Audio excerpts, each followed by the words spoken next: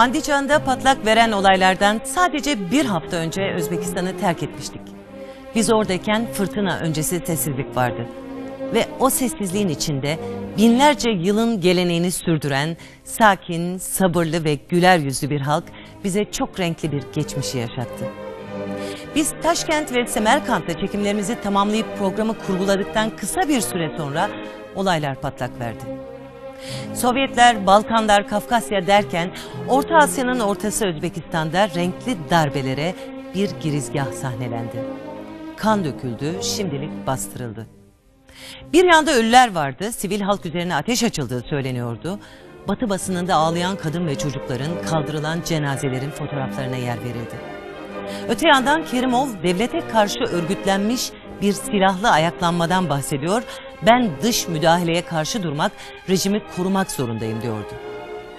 Bu arada demokrasi adıyla girişilen renkli darbelerden biri ilk kez başarısızlığa uğruyordu. Sizi son olayların arifesindeki Özbekistan'a, Orta Asya'nın tam ortasına götürüyorum. Sisler arasında darbe girişimleri hazırlanır, suikastler düzenlenir, gizli servis çalışmaları sürerken biz Özbekistan halkıyla kucaklaşmıştık. Binlerce yıllık bir kültürü selamlamış, tarihte bir yolculuk yapmıştık.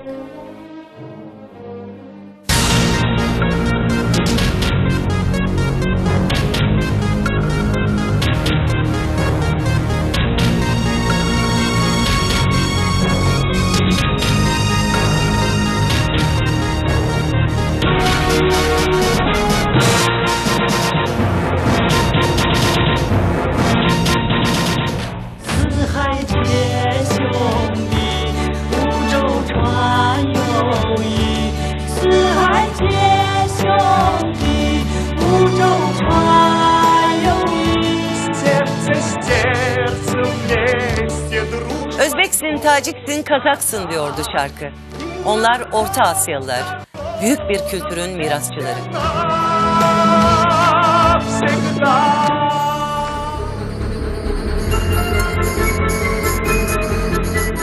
2001'de Rusya, Çin ve Orta Asya devletleri Şangay İşbirliği Örgütü'nde bir araya geldiler. Batı'nın yeni dünya düzeni dayatmasına karşı Avrasya hareketleniyordu.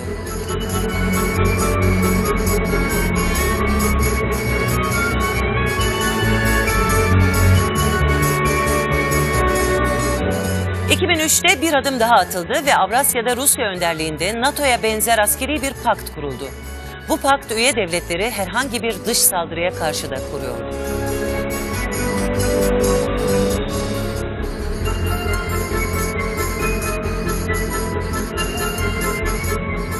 ...2004'te Özbekistan Cumhurbaşkanı İslam Kerimov'un önerisiyle eski Sovyet Cumhuriyetleri arasında bir ortak pazar oluşturulmasına karar verildi. Rusya da bu oluşumun içinde yer alacaktı. Orta Asya Ortak Pazarı daha taslak aşamasındayken gerek batılı gerekse Asyalı finans kuruluşlarından büyük ilgi gördü. Dünya Bankası, İslam Kalkınma Bankası oluşum içinde yer alma talebinde bulundu.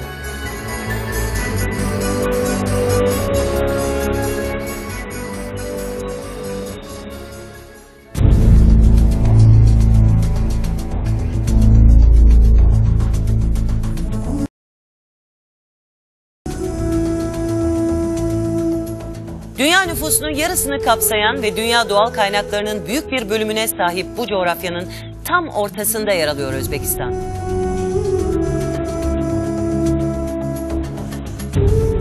Beyaz altın diye adlandırılan pamukta dünya üçüncüsü.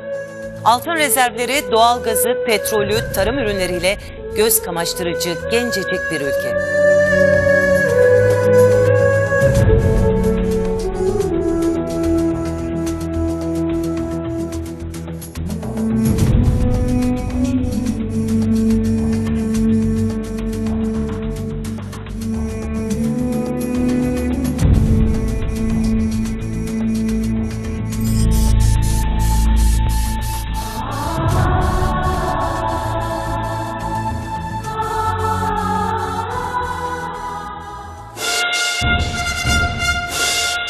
Zorlu bir tarihten geliyorlardı. İstilaların, göçlerin miraslarıyla Taşkent, Sovyetler döneminde Orta Asya'nın bölgesel ticari ve askeri merkezi konumundaydı.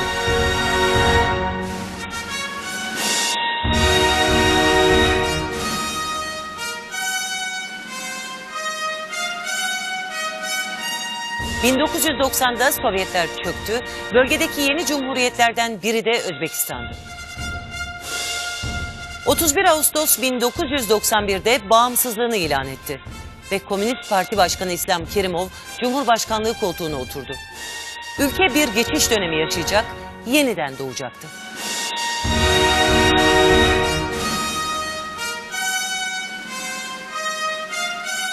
...1991'de Özbekistan bayrağı göndere çekildi, Latin alfabesine geçildi. 1992'de Milli Marş kabul edildi.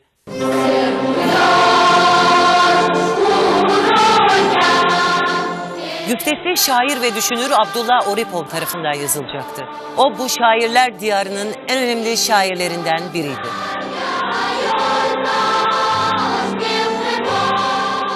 Onu ziyarete gittiğim zaman beni bir şiirle karşıladı. Bu dünyada baxtim borday, bir qarasam butkul olam menga torday. Adımga yetgandayman, bir qarasam ko'zim ochiq ketgandayman. Bir qarasam shon shuhratga yo'rilganman, bir qarasam endigina tug'ilganman.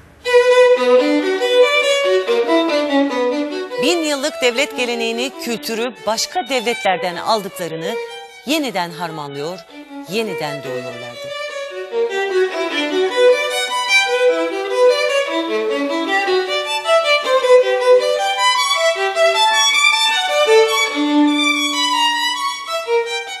O'rta Osiyoning kelajagi buyuk bo'ladi.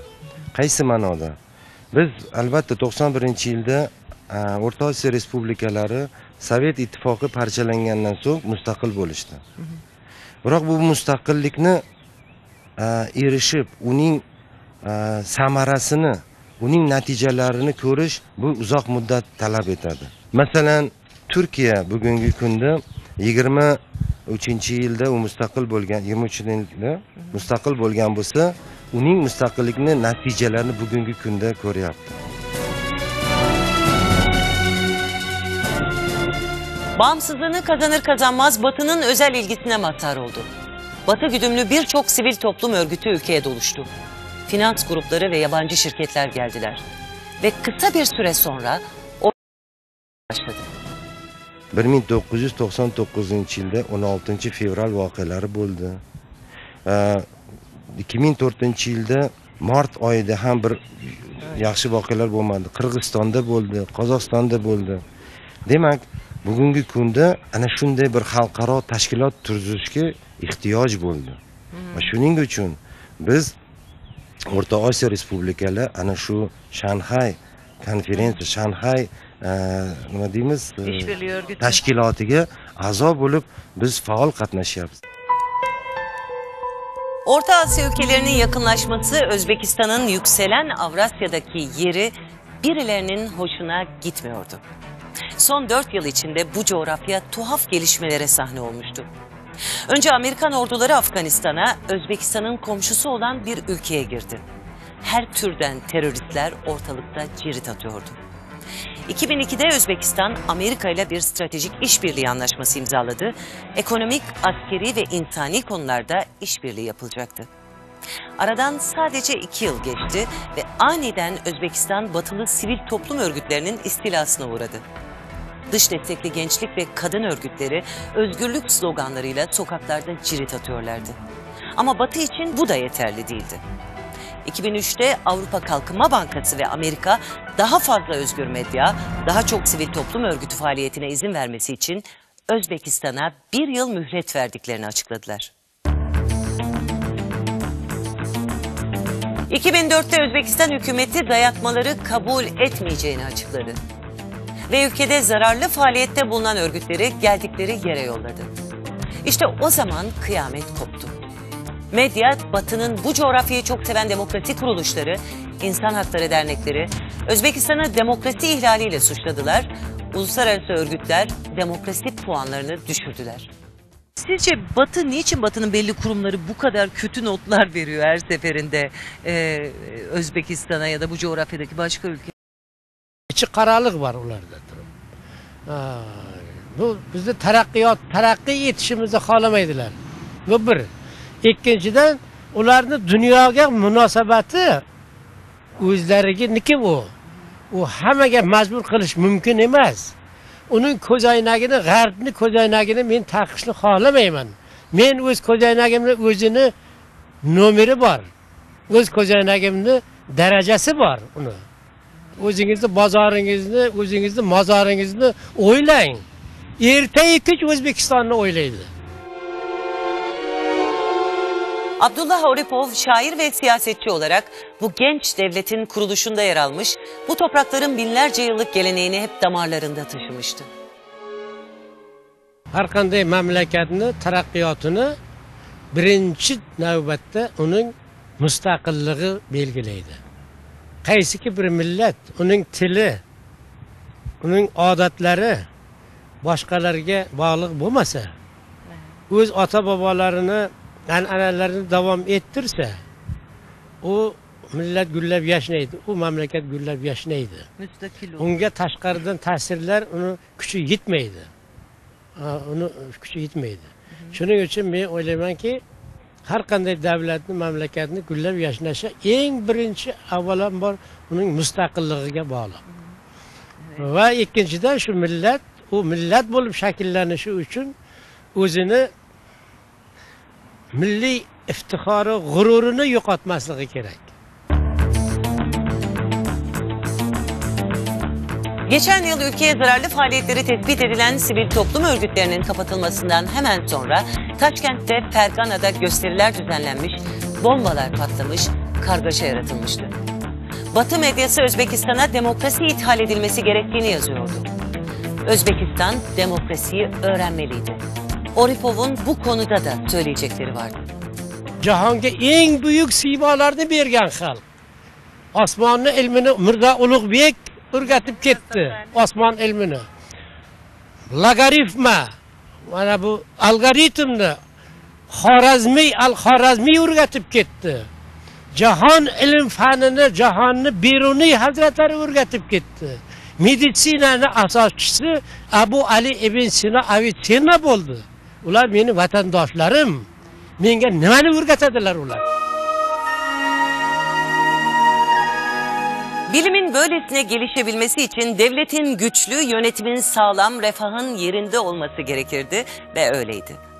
Batılı tarihçiler Orta Asya Rönesansı'nı yaratan Timur'u dünyayı ateşe veren bir kan dökücü, barbar bir cengaver olarak dünyaya tanıttılar. Oysa Türkiye Cumhuriyeti'nde basılan ilk kitaplardan biri onun Tüzüknamesi'dir. Onun askeri başarılarından belki de en son bahsedilmesi gerekir. Devlet nizamından sanata ve bilime kadar her konuda büyük yeniliklere imza atmış bir hükümdardı Emir Timur, Atatürk'ün deyişiyle Demir. Kitabında devletin işlerine yabancı el sürmemelidir. Bu hükümet hikmeti icabıdır. İdare yabancılara verilmemelidir diyordu.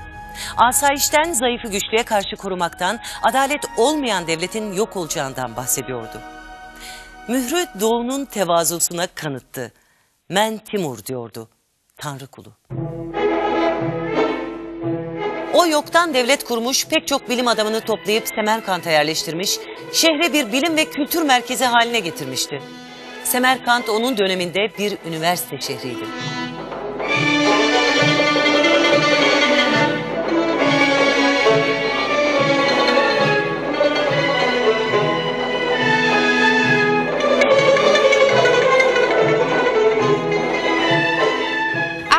Timur's death, his grandson Ulugh-Beg ruled in middle two rivers, Amu Darya and Sir Darya. They call Old Mavera Nahar. Ulugh-Beg started the construction of observatory. Observatory was here. It was built in 4024 to 4028. But in the observatory, after when Ulugh-Beg died, observatory was destroyed. Not only Ulugh-Beg, but in this country, especially in the middle of Asia, full of scientists. Yes, Ali Kushchi, Alauddin Ali Kushchi. Before the Ulugh-Beg, Abu Ali ibn Sina, Abu Rayhan Biruni, Omar Khayyam, Mughnawi, Mirza Bobur, and others. Onlar bizle aynı dili konuşuyor, aynı kültür ağacından geliyorlardı. Dünyaya bilimi hediye ettiler. sessizce yerlerine döndüler. Binalardan, resimlerden, yüzlerce yıllık tünellerden sesler geliyordu. Doğuda elde kılıç çadırlarda yaşayan Türk halklarından bahsedenlere kanmayın. Burada 12 asır önce matematikle, gökbilimle, tıpla, felsefeyle, şiirle, müzikle uğraşılıyordu.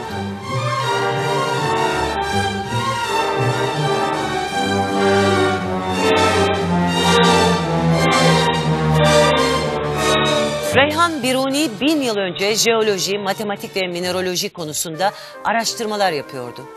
Türkçenin yanı sıra Arapça, Farsça, Yunanca ve Yahudi dili konuşurdu.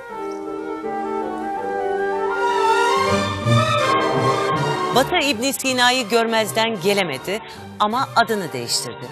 Onu Avicenna olarak tanıdı. Avrupa'da doktorlar tıbbı onun kitaplarından öğrendi. Muhammed el-Harezmi, cebiri o kurdu. Sibernetik bilim dalı onun kurduğu logaritma temeli üzerine inşa oldu.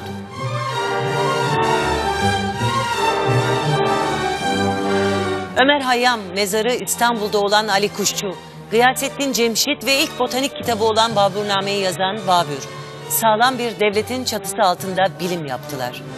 Ozanlar, şairler, şiirler yazdılar, musikide makamlar ortaya çıktı. Tüm bunlar 1000 yıl önce vardı. Sonra araya karanlık girdi. Batı palazlandı, madde önem kazandı, insanın değeri kalmadı. Oripov doğuyla batıyı kıyaslıyordu. Sharq felsefesida donishmandlik, axloq, nomus, mana shu kategoriyalar, mana shu tamoyillar ustunlik qilgan. Sharqda ko'proq inson markazida turadi. Falsafani ham, san'at va adabiyotni ham. Inson, uning ma'naviy go'zalligi, uning ruhiy go'zalligi,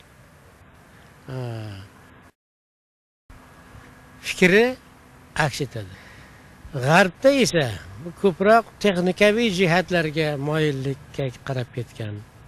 Sharq ko'pincha, afsuski, ko'p asrlar mobaynida g'arb mamlakatlarining mustamlakasi bo'ldi. Mustamlaka bo'ldi. Garp memleketi. Ko'p mamlakatlar. O'zbekiston masalan Rossiya imperiyasining mustamlakasi bo'ldi. Hindiston Angliyaning mustamlakasi bo'ldi. Va shu mustamlakalar bo'ldi. Va ular bu tub mahalliy aholini an'analarini taraqqiy ettirmadilar.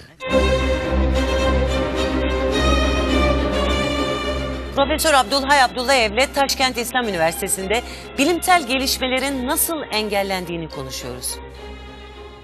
Bu coğrafya medeniyetin merkeziymiş. Bütün bu coğrafya. Yani sadece Orta Asya'dan ta Türkiye'ye kadar medeniyet buralarda doğmuş. Logaritma burada bulunmuş. İşte ne bileyim rasathane, ilk rasathane burada kurulmuş. Ve batıdan bazı eleştiriler geliyor. Diyorlar ki işte siz İslam olduğunuz için geri kaldınız. Ne diyorsunuz buna? Doimo islom dini ilm fanni o'rganishga, ilm fanni rivojlantirishga doimo hissa qo'shib kelgan.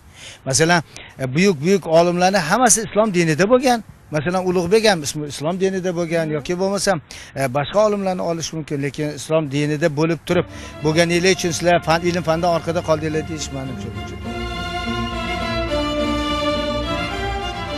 İslami akımların birilerinin elinde ülke yönetimine zarar verdiği Özbekistan'da İslam'la bilimi buluşturan bir üniversitedeydik.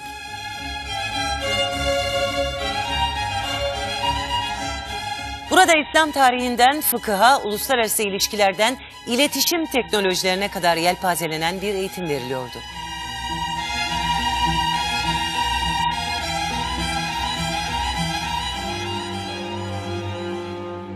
O'rta Osiyo, Markaziy Osiyo bu qadimiy sivilizatsiyasining markazi bo'lgan. Chunki biz bilamizki, bu yurtdan Xitoydan to Yevropagacha O'rta Yer dengiziga qadar, mana bugungi Turkiya yerlariga qadar buyuk Ipak yo'li bo'lib o'tgan va Markaziy Osiyo ana shu tranzit bir markazga aylangan edi. Bu o'lkada qadimdan turli sivilizatsiyalarning, turli madaniyatlarning simbiozi, bir deymiz madaniyatlarni o'zaro rivojlanishi bo'lgan.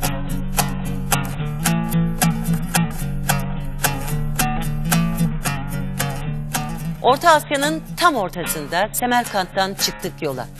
Tacikistan sınırına doğru gidiyoruz. Orta Asya halklarının çok rağbet ettiği sınır tanımayan bir pazar yerinde 1000 yıllık renklerle buluşmaya gidiyoruz. Şöhret, Ha. karşı dağlar neresi şimdi bu dağlar? Tağlar? Ha, bular Urgut dağlarında Pamir dağları. Tağının ardında Tacikistan, Panjakent vilayeti joylashgan. Şimdi bizim gittiğimiz bu Ürgüt pazarı en büyük Asya pazarı değil mi? Urgut pazarı Özbekistan'da da Asya'da en büyük pazarlardan biri hesaplanır. Herkes buraya mı geliyor Tacikistan'dan gelen olur? Tacikistan'dan geliyor, Kazakistan'dan, Kırgızistan'dan, Türkmenistan'dan hamma respublikalardan pazarga adamlar gelecek.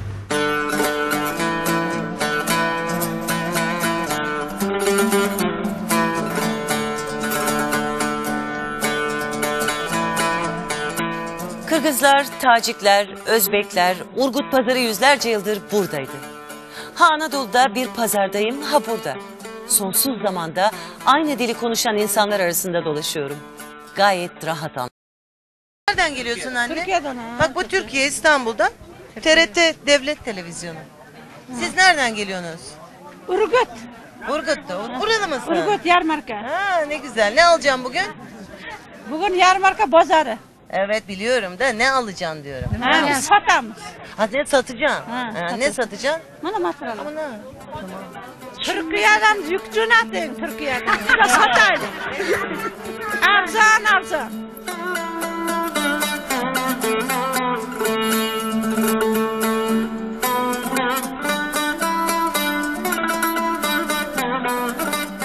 Özbekistan birbirinden farklı 130 etnik gruba vatan olmuş bir ülke. Kim saymış, kim ayırmış anlamak zor. Ama Orta Asyalılık gözle görülen ortak kimlik.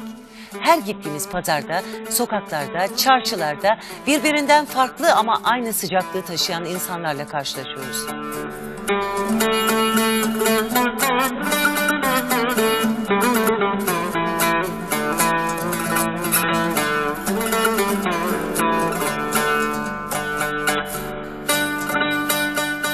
Sen nerelisin? Taşkentli misin? Ya Bukhara. Bukhara. Uzak mı? Ha, Bukhara uzak. Bukhara. Ben yarın Bukhara'ya gidiyorum. Ha. Herkes böyle senin gibi güzel mi Bukhara'da? Ha. Zaman duruyor bazen. Binlerce yıla yayılıyor. Bazen günümüze dönüveriyorum rüyadan. Dilleri. Bazen başka bir ülkeyle burayı karıştırıyorum. Bazen kendimi ülkemde sanıyorum.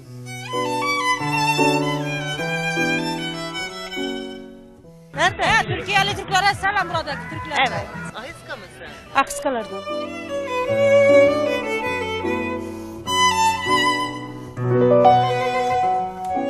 Biz o akşam Ahiska Türklerinin düzenlediği bir konserdeydik. Özbekistan Bizim Evimiz Festivali birincisi Cevdet Kızı Selman'dan Sibel Can'ın şarkısını dinledik. Beni bir gün soruyor musun? Elleri benim gibi sarıyor musun? Sen ne yaptın bana biliyor musun? Nasıl sildin sen beni hemen bir günde?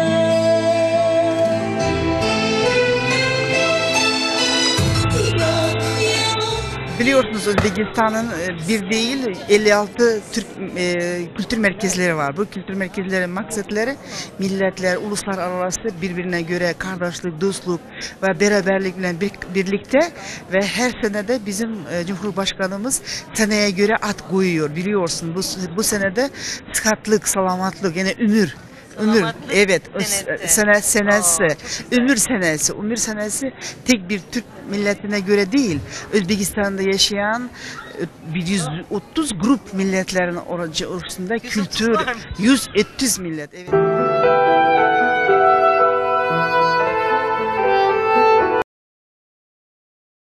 25 milyon nüfusa sahip bir ülke, %60'ı köylerde, kırsal kesimde. Nüfus artışı %2,5'a yakın ve nüfusun %60'ı 25 yaş altı.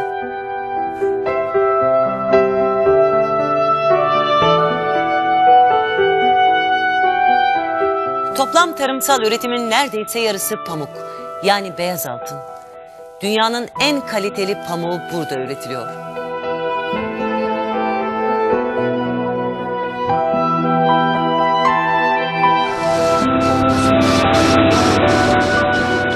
Yollarda, tatil günlerinde, tarlalarda çalışan çocuklara rastlarsınız. Bu aslında bir disiplindir. Toprağında çalışan okullu çocuk, toprağa sevgiyi öğrenir. Bitti mi şimdi? İş bitti. İş bitti. İş bitti, gidiyorsunuz. Nereye gider? Damoy gidiyorum. Sonra gene geleceğim. He, damoy.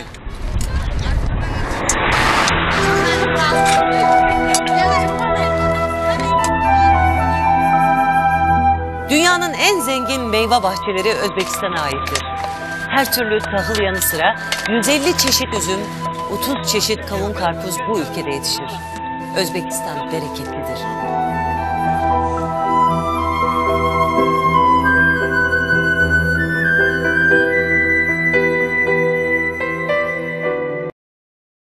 Bunlar nerede satılıyor? Üzümde qayga sotasan? Bozorga. Vinzavodga beramiz. Bozora. Bozora. Bozor, vinzavod.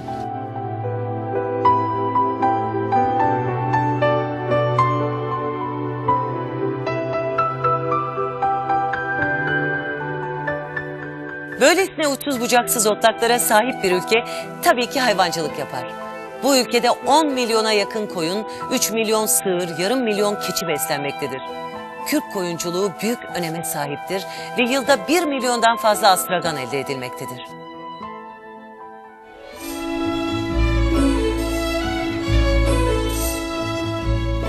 Bir cumartesi günü geldik Semerkant'a. Kentin merkezi turist doluydu. Başka ülkelerden, başka şehirlerden gelenler bir zamanların en önemli üniversitesinin önünde, bilimlerin ana vatanında eskiye dönüyorlardı.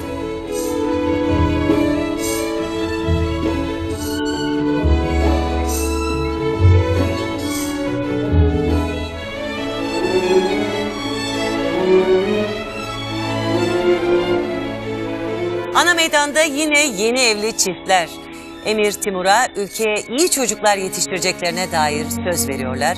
Ve benim düğün tutkumu biliyorsunuz, kendimi mutlaka davet ettiriyorum. Üstelik damatlar ikiz, düğün şenlikli olacak.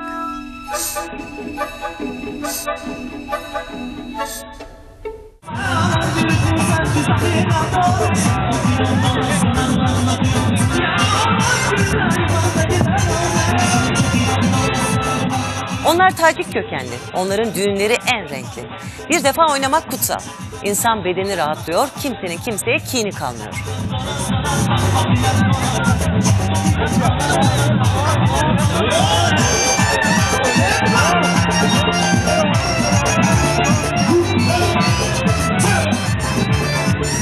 Yeni evlilere hediyemi veriyorum ama o ne? İki çift birden ayağa kalkıp desteden bir parayı bana doğru uzatıyorlar. Bunu anlamıyorum. O parayı alıp oynayarak büyük bir deste haline getirmem gerekiyormuş, sonra öğreniyorum.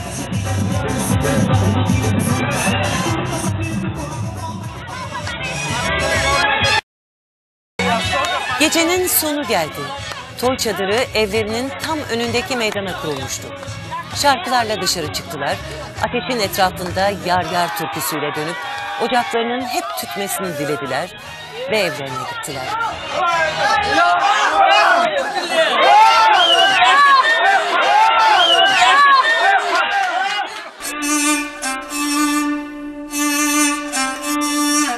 Kaldığımız Türk Oteli'nin lobisinde bir sürpriz. Geleneksel kıyafetleriyle iki genç Özbek, Nadire ve Zafer. Yeni evlerin giydiği el işi çapanı gösteriyorlar. Bayıldığım giysileri bana özel bir defileyle sergiliyorlar. Damat olduktan sonra giyiyorlar işte. Sonra bunu Herkese böyle giymez yani. Ha, kim giyiyor? Evlendi bayağı işte. Ha, evlenince giyiyorlar. Evlendikten sonra işte giyilir böyle. Evlendikten sonra? Sonra evet. Kaç ay mesela ya da kaç sene? Şeye bağlı 6 ay olabilir. Sokakta böyle dolaşıyor. Sokakta evet. Ama ben hiç görmüyorum sokakta böyle. Koyular da var böyle. Ha, köylerde böyle giyiniyorlar. Evet.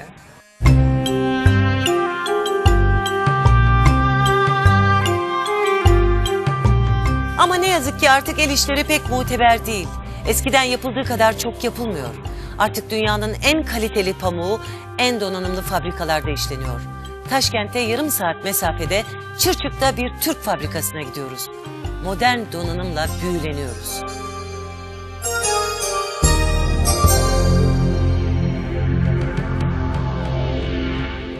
Bizim sanayicilerimiz konjonktürel olarak, yapısal olarak entegrasyona doğru gidiyorlar. Böyle gerçekten Türk sanayicisinin ufkusunu gösteriyor. Bizim başka bir projemiz var, ev tekstili projemiz var. İşte inşallah önümüzdeki aylarda temeli atacağız. Ondan sonra da orada gene 1500-2000 kişi çalışacak şekilde bir fabrika kuracağız. Toplam bizim Özbekistan'da mevcut fabrikalarımızda çalışan kişi sayısı 4500-5000 kişi şu anda. 45 milyon dolarlık bir fabrika bu. Pamuk giriyor ve birbirinden güzel giyecekler dünya piyasasına dağılıyor.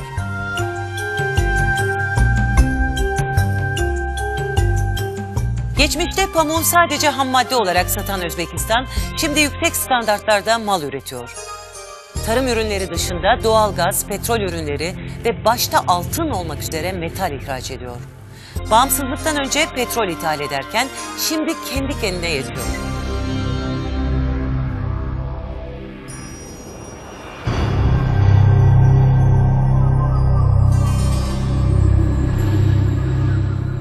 Özbekistan'da son günüm. Bana burada bir Asya Futbol Festivali'nden bahsettiler. Festival sözü kulağımı tırmalasa da onu aklımda şampiyona diye çevirdim. Ama sonra öğrendim ki bu bir çocuk futbol festivali, bir futbol şenliği. Orta Asya'nın 6 ülkesinin çocukları o gün Taşkent'te bir aradaydı. Ve bana unutamayacağım bir ders verdiler. Asya'nın asıl felsefesini bir kez daha yinelediler. This is actually a festival for under 13 boys for Asia. Not championship, it's a festival. There's no competition. In other words, the focus is not on winning, but it is more for these boys to gain experience and what you call for the coaches to let them practice the techniques and tactics, things like that. I.e. Uzbekistan, Tajikistan, Kyrgyzstan, and Turkmenistan. India, and then we have India and Iran. All the Asian countries come together. Yes, so that but symbolize something. yes, this is our vision because the future we believe is Asia.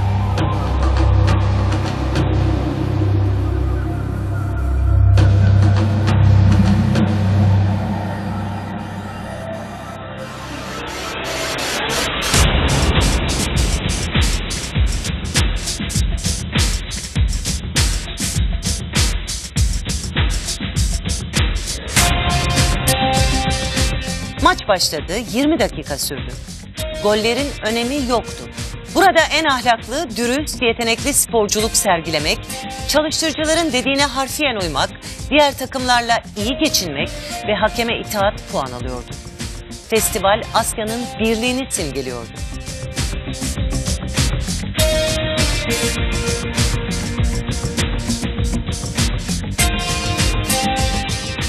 Sahada Seyit Akbar Hoca'nın sözleri aklıma geldi. Bu sözler siyasetten sanata, spora kadar her alana giderdi. Bizde bir ibora bor. Kuch bu birlikte degan so'z bor. Güç birliktir. Kuch birlikte. Evet. Agar birlashsak ana shunda bir kuchli bir kuchga aylanishimiz mumkin. Özbekistan halkı en çok şimdi beraberliğe muhtaç. Zengin kaynaklarına göz dikenler, Orta Asya'nın tam ortasında olmanın dayanılmaz cazibesine kapılanlar onu sinsice kuşatıyorlar. Kalelerini içten yıkmaya hazırlanıyorlar. Yeni dünya düzeni onlara suni değişimler öneriyor. Başındaki diktatörden kurtul, bana gel diye fısıldıyor. Demokrasi, özgürlük vaat ediyor. Batılı sivil toplum örgütleri farelik köyün kavalcıları gibi. Ardlarına önce medya mensupları, aydın ve sanatçılar takılıyor. Onlar garip ve hipnotize edici namelerin peşinde dans ederlerse, kendi diktatörlerini mumla aratacak bir geleceğe gidebilirler. Vaat edilen demokrasi çok uluslu şirketlerin ağında debelenmeyi, milli kimliğin solup kurumasını, ulusal dilin yok olmasını ve binlerce yıllık kültürün popüler kültürle yer değiştirmesini hedeflemektedir. Birileri bunu bilir. Birileri devlerin oyunu içinde erir. Birileri oyunlarda kurban edilir. Ama Aripov'un dediği gibi, fakat gene halk yaşar, fakat gene kalır halk. 2 hafta sonra Doğu'nun bir başka büyük medeniyetinde Çin'de buluşmak üzere. İyi akşamlar efendim. Faqatgina xalq yashar, faqatgina qolur xalq.